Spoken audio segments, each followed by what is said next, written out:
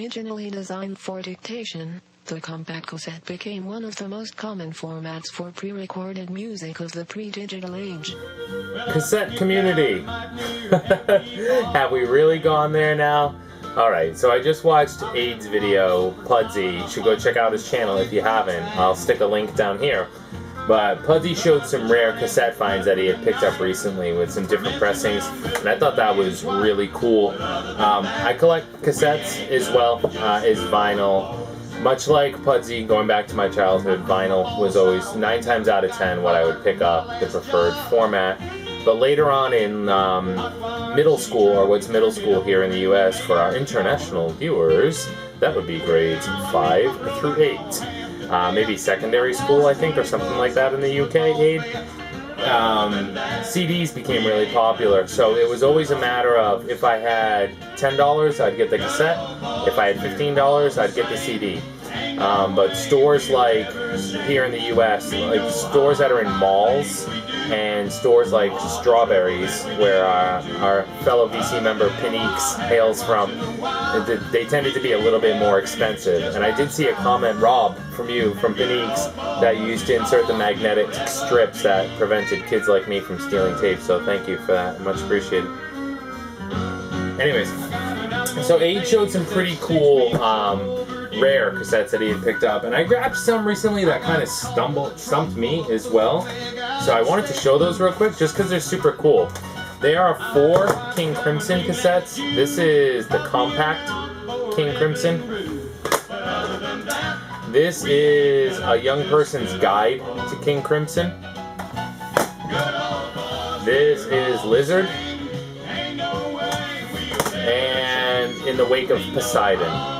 And what's kind of cool about these is right away I could tell it was a very different case from a standard US tape.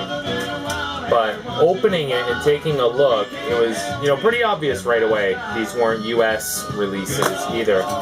So it turns out, the more that I looked at, these are Gem Record imports. It says on the back, and Gem Records from South Plainfield, New Jersey.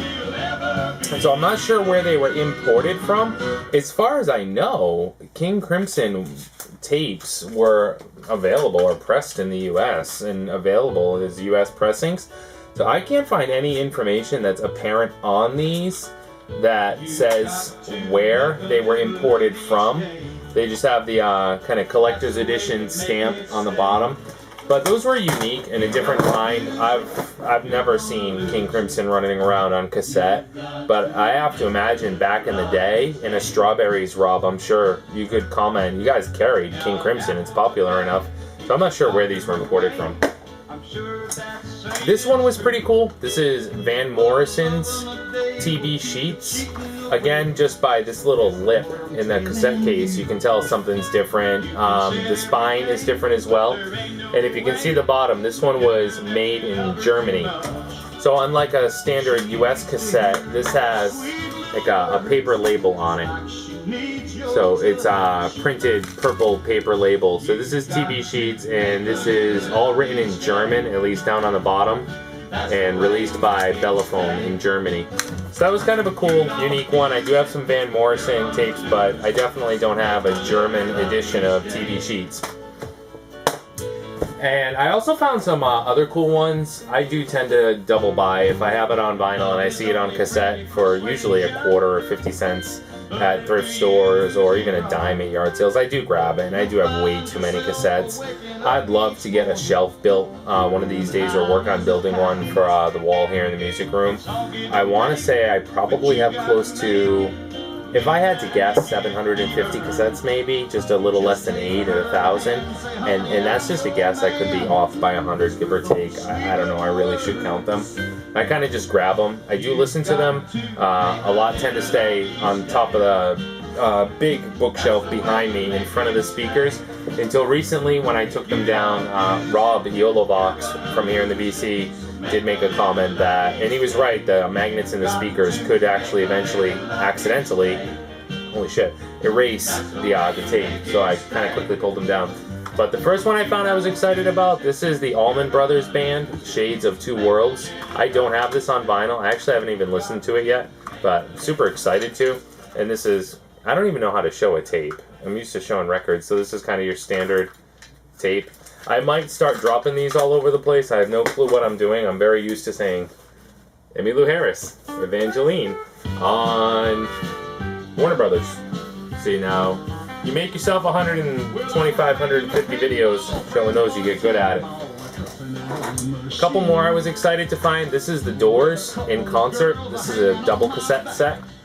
This is pieced together from different concerts. I had this on CD back in the day in high school, and I think it's there's one track, I forget what it is. It was track 5 on the CD where Morrison breaks out in this ungodly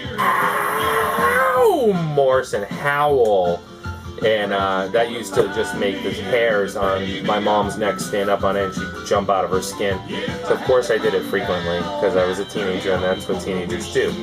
So The Doors in concert, that was very cool. So I think these were 50 cents a piece at Goodwill, so it was $1. I also felt very lucky to find the Grateful Dead Europe 72 double cassette set. I do have this on vinyl, definitely one of my favorites. I don't have the reissue, I have an original press, which is in really good shape.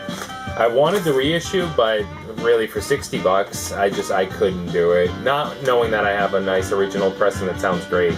So this is very cool to find on cassettes. And the last couple I wanted to show that I thought were pretty cool, and more because they're modern releases towards the end of the life of cassettes. This is AC/DC's Stiff Upper Lip. So this is from 2000. This has a pretty cool cassette in that it has the AC/DC logo printed on it. Very cool. And AC/DC's Ball Breaker from 1995. So I guess cassettes were still pretty well in full swing at this point. No custom logo here for Ball Breaker. But still, a lot of people had just made the jump, full-fledged jump to CDs by this point. So I think it would be right around 95, cassettes started to fade out from what I remember right. But certainly by 2000 with Stiff Upper Lip, cassettes were just becoming a nightmare to find. So those were some recent cassette finds, some cool, rarer ones. I don't have a lot of rare ones. I have a lot of more mainstream US pressing cassettes. And I could definitely start showing them if people are interested. I don't know, guys. Leave me a comment. Do you even like seeing them? If you do, I'll show them. One other thing I did want to show, and I do need to do a proper thank you video.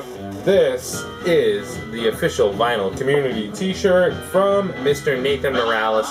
And this is the one that Nathan had printed up through great hardship and sent out to everyone that had entered his contest. So I did have it. I do have it. I did receive it. I've had it for probably about a week and a half, but I haven't made any videos in the last couple of weeks, save for one yesterday. So I did want to say thank you, at least quickly, to Nathan. I did want to start wearing this so people can see it. And I will make a proper thank you. Nathan sent an amazing package just full of just great VC love. Down on good old VC love, like you'd expect. So that is my video for tonight. I'll try to circle back with a couple more this weekend. Thanks for watching, guys. If you have a comment, feel free to leave one. If you want to see more cassettes, let me know. I'd be more than glad to show them. I'm not trying to turn it into the cassette community, but they're pretty cool. It's all music at the end of the day. Hey.